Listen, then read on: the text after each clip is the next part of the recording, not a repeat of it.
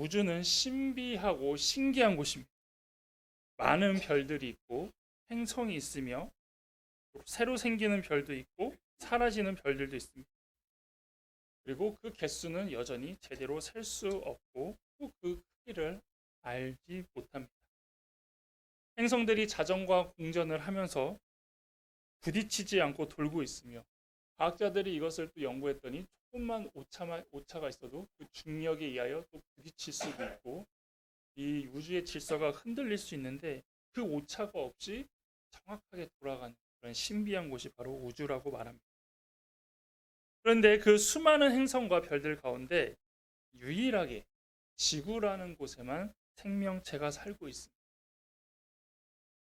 많은 사람들이 이제 지구 주위에 있는 가장 가까운 금성과 화성을 통해서 어떤 생명체가 있다. 특히 뭐 외계인 이야기를 좀 많이 하면서 찾아보지만 흔적은 있지만 그 어느 것도 생명체를 찾아볼 수 없다라는. 그리고 그 흔적도 가능성이지. 예, 그거에 대한 증명이 아무것도 없다라는 것이죠. 그래서 우리가 살고 있는 지구는 놀라운 것이 많습니다. 자전도 하고 공전도 하고 또 태풍, 지진, 화산 활동도 일어나고 약 200만 종 이상의 다양한 생명체가 지구에만 존재하고 있다라는 것이죠. 이 가운데 또 특별한 생명체는 무엇입니까? 바로 인간이라는 것입니다.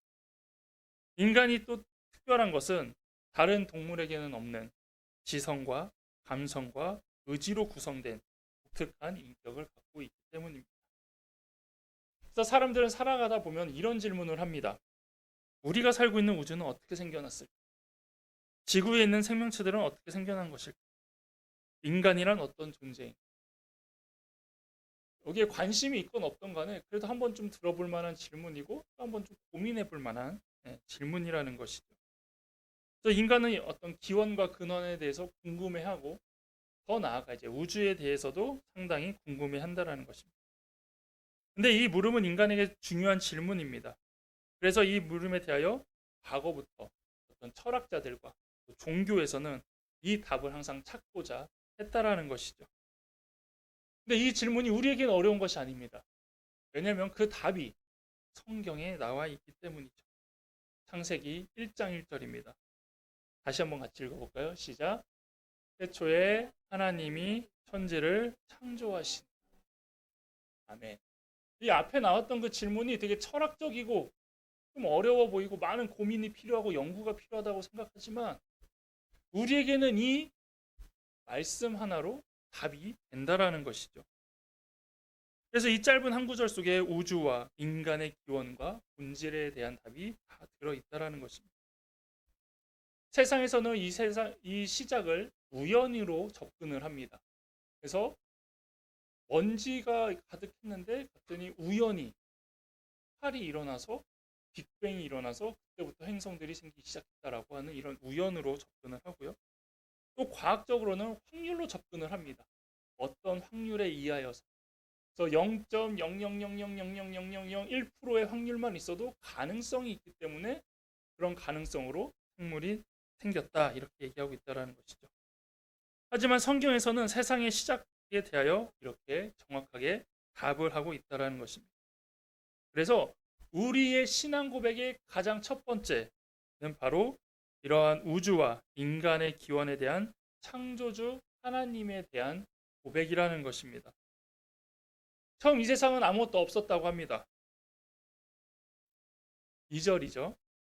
땅이 혼돈하고 공허하여 흑암이 깊음 위에 있고 하나님의 영은 수면 위에 운행하시니. 자, 여기서 땅이라는 것은 지구를 얘기합니다. 우주가 아니라. 우주에는 당연히 땅이 없죠. 그래서 아직 아무것도 창조하지 않았는데 갑자기 땅이 나올 수가 있나, 그게 아니라 여기서 땅은 지구를 뜻한 것이고 하나님께서는 우주를 만드신 다음에도 지구에 관심을 집중시켜서 이제 거기에 모든 것들을 쏟아 부으셨다라고 우리가 볼 수 있는 것이죠. 그래서 거기에 이제 인류 구속사의 무대로서 중요성을 보여줍니다. 그래서 이렇게 생각하시면 돼요. 이제 지구로 우주만 보는 게 아니라 지구를 통해서 지구 안에 어떻게 하나님이 만들어 가시나. 그래서 지금 지구는 하나로 만들어 놨는데 아무것도 없다는 것입니다. 그리고 이 지구의 상황은 어땠냐면 혼돈하고 공허한 상태였습니다. 왜냐하면 아직 빛이 창조되어 있지 않기 때문에 깜깜한 상태였다라는 것이죠. 우주 가운데, 까만 우주 가운데 지금 지구라는 것도 아무것도 없는 채로 하나가 있다라는 것입니다. 그리고 여기에 기품이라는 단어는 물결치다, 동요하다라는 뜻에서 큰 파도가 동요하여 물결치는 깊은 바다를 의미합니다. 그래서 이거를 보고 좀 보니까 지구에 물로 가득 차 있다라는 걸 우리가 좀 볼 수 있습니다. 그래서 물로 좀 가득 차 있었는데 이게 어느 정도 차 있는지는 모르겠습니다. 뭐 과학자들은 예전에 뭐 이렇게 대기권도 있었고 그래서 그것도 다 이제 물이잖아요.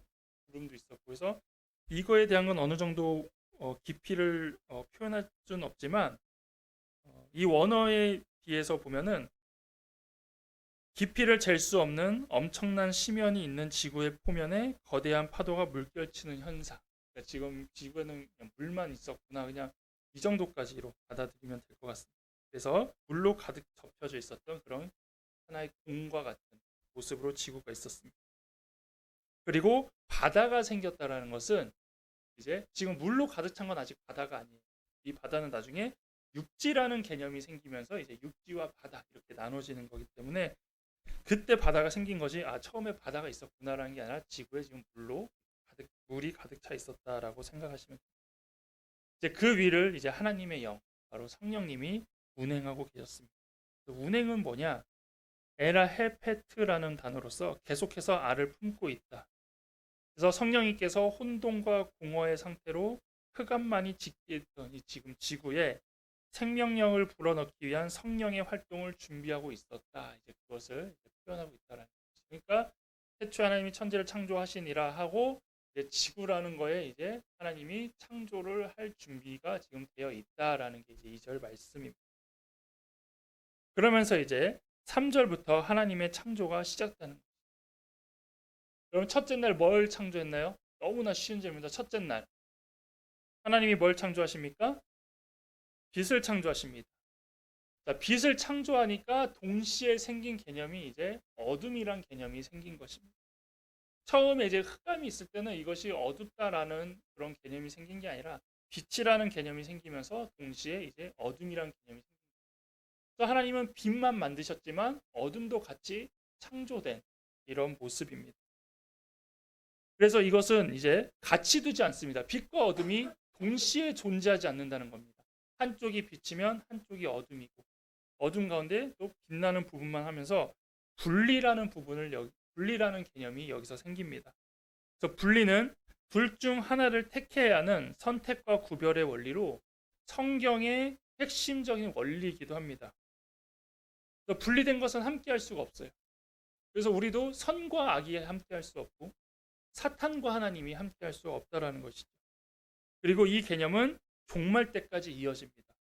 그래서 처음 지금 이 분리를 빛과 어둠으로 하셨다라면 마지막 분리는 무엇으로 하십니까?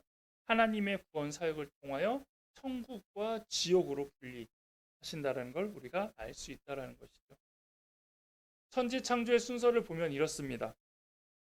첫째 날은 빛, 그러면서 어둠이 생기고 둘째 날은 궁창, 그리고 셋째 날은 바다, 그래서 육지가 같이 생기고 육지는 풀, 채소, 나무가 같이 창조됩니다. 그리고 넷째, 다섯째, 여섯째는 어떻게 쉽게 좀 기억하시면 되냐면 일부러 저렇게 만든 이유는 첫째 날과 관계된 게 넷째 날에, 둘째 날과 관계된 게 다섯째 날에, 셋째 날에 관계된 게 여섯째 날에 창조됐다. 이렇게 생각하시면은 창조를 좀 이렇게 외우기가 쉽습니다. 첫째 날 빛과 어둠과 관련된 해달별을 넷째 날 만들고요. 달이 만들어지면서 이제 계절과 날씨, 시간이란 개념이 이제 이때 만들어집니다. 자, 궁창은 이제 하늘과 바다가 나눠진 겁니다. 그러니까 하늘에 있는 짐승, 바다 짐승이 이때 생기고요. 여섯째 날 이제 육지가 만들어지니까 이제 육지 관한 게 여섯째 날 만들어집니다. 그리고 이때 이제 가축과 사람이 만들어졌다라는 것입니다. 그래서 하나님께서는 이렇게 6일 동안 이제 세팅을 하셔서 지금의 이런 지구의 모습과 모든 생명체를 다 넣어 놓으셨습니다.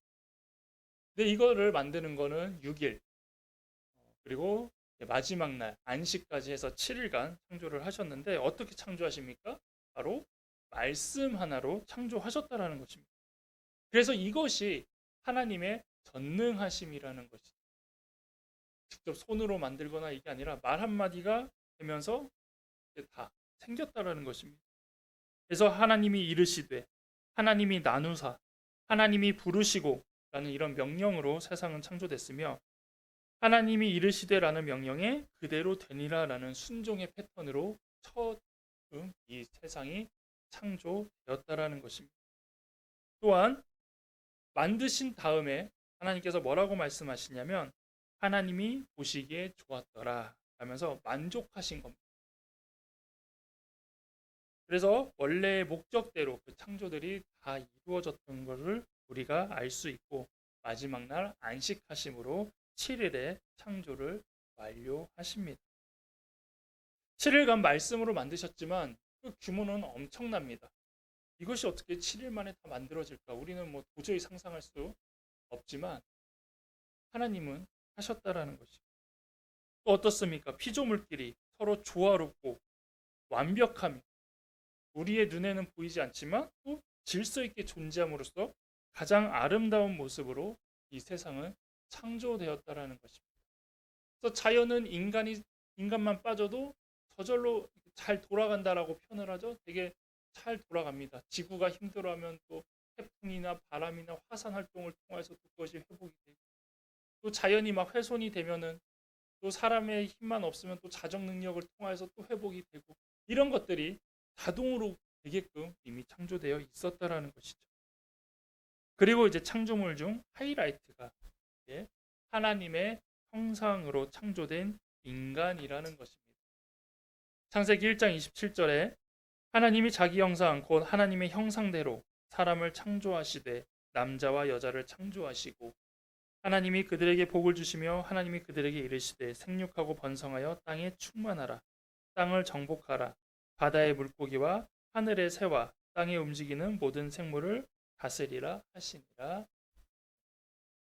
그래서 뭐 목회자들마다 다르긴 하지만 창조가 다 되고 이제 사람이 만들어지면서 이것이 사람을 위한 기본 세팅이다, 하나님의 어떠한 창조 사역의 준비 모습이다라고 하면서 사람이 딱 들어가면서 이제 모든 자연이 하나로 조화를 이루고 지구 안에 그렇게 만들어졌다라는 것입니다.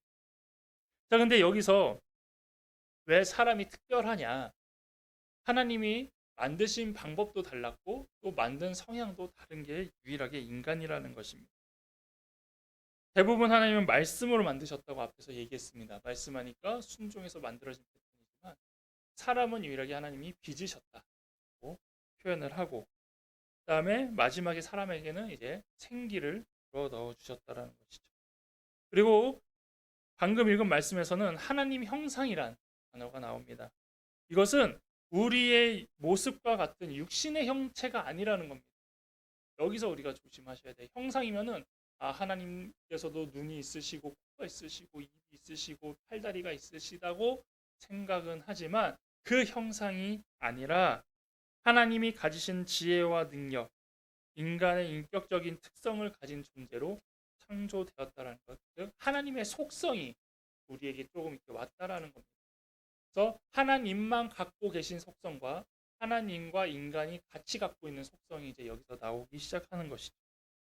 그래서 하나님만 갖고 있는 속성은 이제 전능하심, 그리고 심판의 능력, 그런 권위, 그런 주권들이라면, 이제 하나님과 우리가 같이 갖고 있는 속성은 우리가 하는 사랑하는 마음, 미워하는 마음, 화내는 것, 이것은 또 하나님과 우리가 다 같이 가질 수 있도록 주셨다라는 것입니다. 그래서 인간은 감정이 있습니다. 그리고 생각할 수 있고 학습할 수 있습니다. 그리고 이것을 통하여 이제 다른 피조물도 다스릴 수 있는 권한을 하나님께서 주신 거라는 것이죠. 그런데 이 권한은 나중에 너도 하나님과 같이 되리라는 사탄의 유혹에 넘어가는 결정적인 이유가 또 된다라는 것입니다.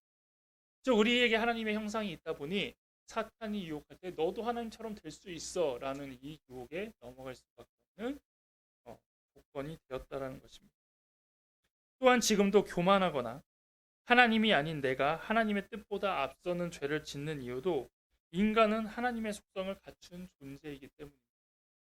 그래서 인간이 신이 되려고 하는 것이고 또 인간도 신과 같이 할 수 있다라는 그런 능력을 갖고 있다라는 생각을 과거부터 항상 해왔고 그런 모습으로 살아온 사람도 있다라는 것이죠.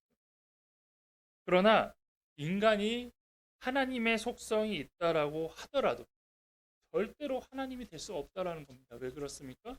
하나님이 안 주신 것도 있다라니까요. 하나님이 안 주신 게 분명히 있고 또 하나님을 우리가 무시할 수 없다라는 것입니다. 그래서 우리에게 하나님의 형상이 있다 하더라도 우리의 본질은 무엇입니까? 한 줌의 흙밖에 되지 않는 창조물이기 때문입니다. 그래서 성경은 이렇게 세상의 처음과 인간의 시작을 소개합니다. 그러나 이 사실을 믿지 않는 사람들이 있습니다. 일반적으로 뭐 과학적으로 좀 많이 접근할 수도 있는데 과학뿐만 아니라 어떤 사상들도 이것을 믿지 않으려고 합니다. 그래서 일반적으로 범신론적인 세계관과 유물론적 세계관을 따르는데요. 범신론은 자연과 신의 대립을 인정하지 않고 일체의 자연은 곧 신이며 신은 곧 일체의 자연이다라는 종교관입니다. 이것은 인도의 우파니샤드 사상, 불교 철학, 그리스 철학, 스피노자, 괴테 등이 갖고 있는 세계관으로 무라일체, 신일합일 많이 들어보셨죠? 이것이 다 여기서 나온 세계관입니다. 그리고 동양의 모든 사상은 또 다 범신론에 기초하고 있습니다. 범신론은 우리 주위에 있는 모든 게 다 신이 될 수 있다는 겁니다.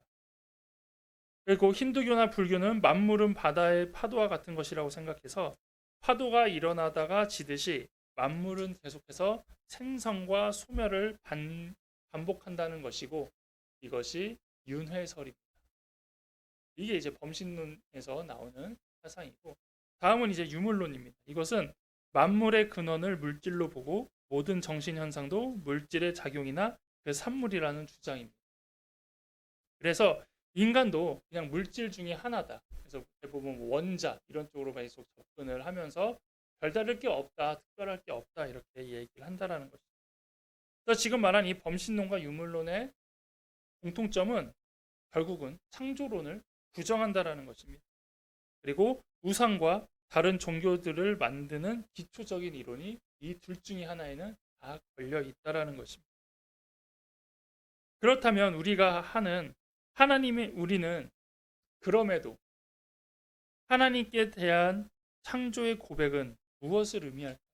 세상은 이렇게 얘기하지만 그럼에도 우리를 창조하셨다. 이 세상을 창조하셨다라고 고백하는 것은 무엇일까요? 바로 하나님을 인정한다라는 것입니다. 세상에서도 신을 믿습니다. 다양한 신들이 있고 또 지역마다 우상들이 있습니다.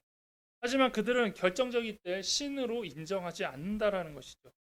왜냐하면 그들이 말하는 신은 그 사람들이 우상화하고 신격화해서 만든 신이지 실제로 신이 아니기 때문입니다. 인간은 자연을 다스리도록 지음을 받았지만 반대로 인간이 자연을 섬기는 모습으로 살아가는 게 바로 우상 숭배이고 또 어떤 종교들의 모습이라는 것이죠. 로마서 1장 25절에 이는 그들이 하나님의 진리를 거짓 것으로 바꾸어 피조물을 조물주보다 더 경배하고 섬김이라 주는 곧 영원히 찬송할 이시로다. 아멘. 자, 무슨 얘기입니까? 하나님은 만물을 다스리라고 명령하셨잖아요. 그리고 치리하도록 하나님의 형상으로 지어졌는데 어느 순간 보니까 사람보다 좀 강한 자연물들, 사람보다 좀 강하게 다가오는 것들에 의해서 그거를 신으로 섬기고 있다는 것입니다. 그래서 여기서 뭐라고 말합니까? 피조물을 조물주보다 더 경배한다는 것. 하나님 이상으로 놓고 있다는 것입니다. 그렇지만 뭐가 다르냐? 하나님은 영원히 찬송할 이시다라고 말하고 있다는 것입니다. 그래서 인간들이 조심해야 될 게 무엇이냐면 바로 창조주 하나님을 피조물 하나님으로 바꾸는 잘못을 하면 안 된다라는 것입니다. 분명 인간을 창조하시고 인간도 자연의 한 부분으로서 자연 질서에 속하여 모든 창조물들이 하나님을 찬양하고 경배하고 살아가는데 인간이 가장 먼저 짓는 죄가 대부분 하나님을 거부하거나 하나님을 바꾸는 죄를 그냥 많이 짓는다라는 것이죠. 그래서 십계명에서도 가장 먼저 강조하신 게 무엇입니까? 너는 나 외에는 다른 신들을 내게 두지 말라라는 것입니다. 세상의 신이라고 불리는 존재와 상징들은 모두가 창조물입니다. 물건이건 동물이건 자연이건 사람이건 또한 불확실한 존재이건 이것들은 스스로 신이 된 것이 아니라 다양한 이유와 사연을 통하여 신격화가 되고 또 사람들이 숭배하면서 종교가 되어 있다라는 것이죠. 그러나 하나님은 창조주십니다. 출애굽기 3장 14절에 모세에게 이렇게 말씀하십니다. 스스로 있는 자라고 사람들에게 이야기하라는 것입니다. 이것은 세상에서 신으로 취급받는 것들, 다양한 종교에서 섬기는 신들과는 급이 다르고 수준이 다르다라는 것입니다. 세상의 우상들과 감히 하나님을 동격으로 놓으면서 신이다라고 말하지 말라는 것입니다. 왜냐하면 만들어진 신들은 그리고 만들어진 우상들은 그 스스로에게 능력이라는 게 없습니다. 사람이건 자연이건 물건이건 그것들 스스로에게는 능력이 하나도 없습니다. 대부분 그것들을 섬기는 사람들이 그런 능력이 있는 것처럼 생각하고 따르는 것입니다. 그래서 사람들이 신들을 만들 때 어떻게 만듭니까? 하나만 만들지 않습니다.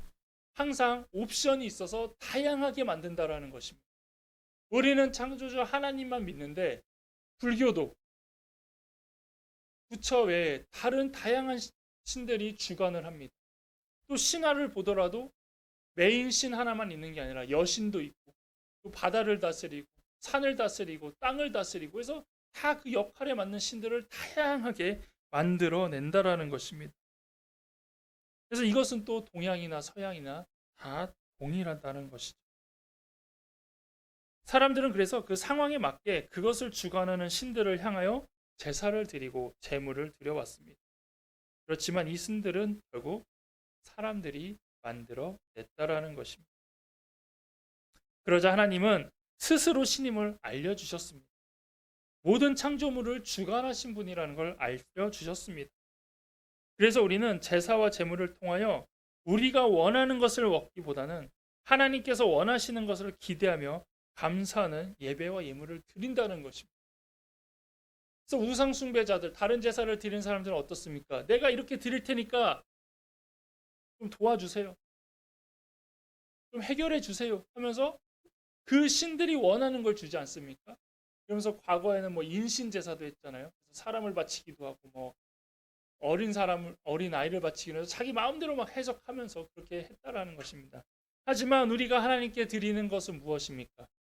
하나님이 기뻐하시는 것이 무엇인지를 드린다는 것입니다. 성경에서는 언제나 사람들의 손으로 만드는 우상을 경계시켰습니다. 그것이 눈에 보이므로 하나님과 같은 존재로 인식하고 인간이 컨트롤할 수 없는 것은 그것을 주관하는 신들이 있다고 착각하고 믿었기 때문입니다. 그래서 광야에서 하나님이 제일 분노하셨을 때가 언제입니까? 바로 송아지 우상을 만들어서 그것을 하나님으로 섬기게 했을 때. 아무 생명력도 없고 본적도 없는 것들에게 사람들은 나름대로 신적 권위를 주면서 스스로를 통제받으려고 하는 이러한 모습이 바로 피조물을 섬기는 사람들의 모습입니다. 그래서 사람들은 묻습니다. 그럼 하나님은 어떤 분이냐? 창조주 하나님은 어떤 분이냐? 그럼 우리는 창조주라고밖에 얘기할 수 없지만 이 하나님에 대하여, 이 창조주 하나님에 대하여 다윗은 이렇게 고백했습니다. 우리 시편 139편을 함께 보겠습니다. 시편 139편. 시편 139편을 우리 같이 좀 교독할 텐데요. 우리 시편 139편 1절에서 24절을 함께 백화했습니다. PPT를 넣어놨는데 아직 안 나온 것 같아요. 편 139편 1절에서 24절까지 우리 교독하면서 우리에게 하나님은 어떤 분인지 그리고 창조주 하나님이 어떤 분인지 우리 다윗의 고백을 통해서 한번 보겠습니다. 제가 먼저 읽습니다. 여호와여 주께서 나를 살펴보셨으므로 나를 아시나이다.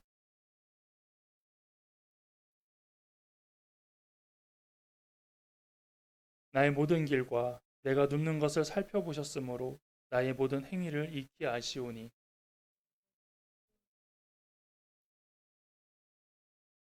주께서 나의 앞뒤를 둘러싸시고 내게 안수하셨나이다.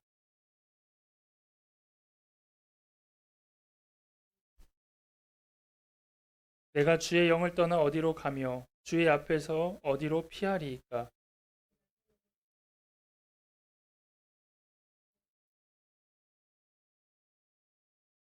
내가 새벽 날개를 치며 바다 끝에 가서 거주할지라도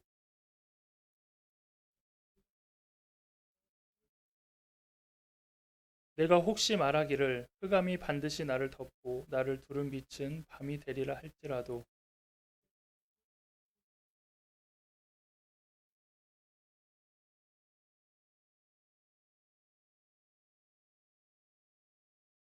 주께서 내 내장을 지으시며 나의 모태에서 나를 만드셨나이다.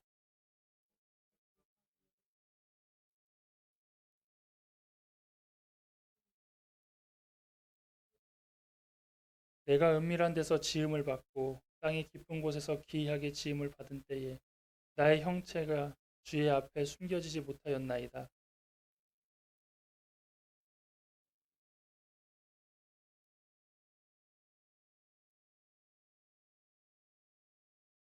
하나님이여 주의 생각이 내게 어찌 그리 보배로우신지요. 그 수가 어찌 그리 많을지요.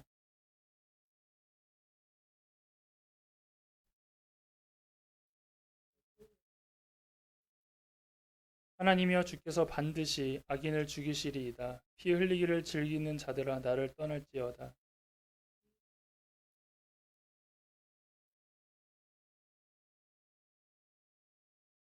여호와여 내가 주를 미워하는 자들을 미워하지 아니하오며 주를 치러 일어나는 자들을 미워하지 아니하나이까.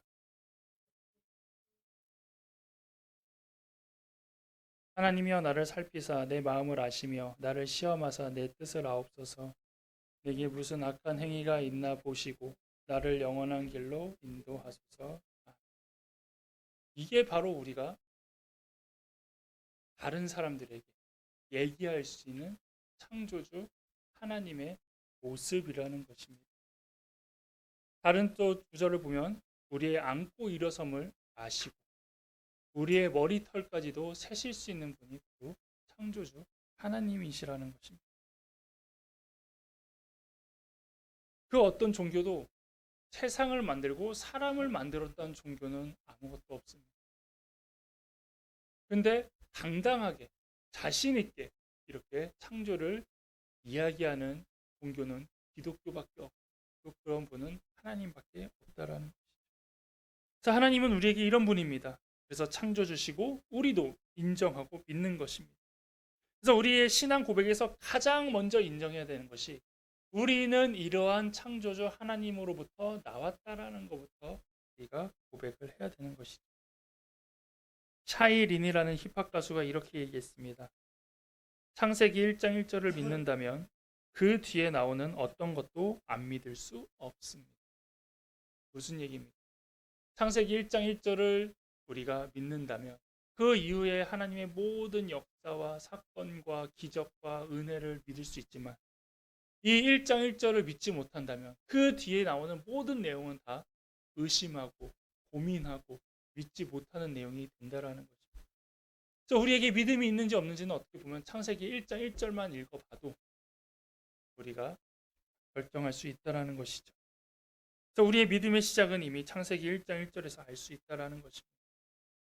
하나님의 창조를 인정하지 못한다면 성경은 언제나 신화나 지혜서밖에 안 되지만 하나님의 창조를 인정한다라면 우리의 삶을 주께 맡길 수 있는 것입니다. 하나님의 창조가 믿어지지 않는데 여러분 예수 그리스도의 십자가 믿어지겠습니까? 하나님의 창조가 믿어지지 않는데 천국과 지옥이 믿어지겠습니까? 그렇지 않다라는 것이죠. 이처럼 하나님에 대한 고백이 없다라면 신앙생활을 시작할 수 없습니다. 첫걸음부터 막힌다라는 것입니다. 하나님께서는 우주와 자연과 만물을 통해 창조주임을 드러내셨습니다. 우리는 하나님의 작품 속에서 하나님을 발견하고 하나님께 예배해야 합니다. 우리가 가진 모든 것은 창조주 하나님으로부터 온 것입니다. 인간도 죄로 인하여 하나님의 형상이 일그러진 상태이지만 마지막 날 완전히 회복시킬 것을 약속하셨기 때문에 우리는 그것을 기다리며 하나님을 믿고 의지하며 감사함으로써 항상 고백하는 여러분 되시기를 바라겠습니다.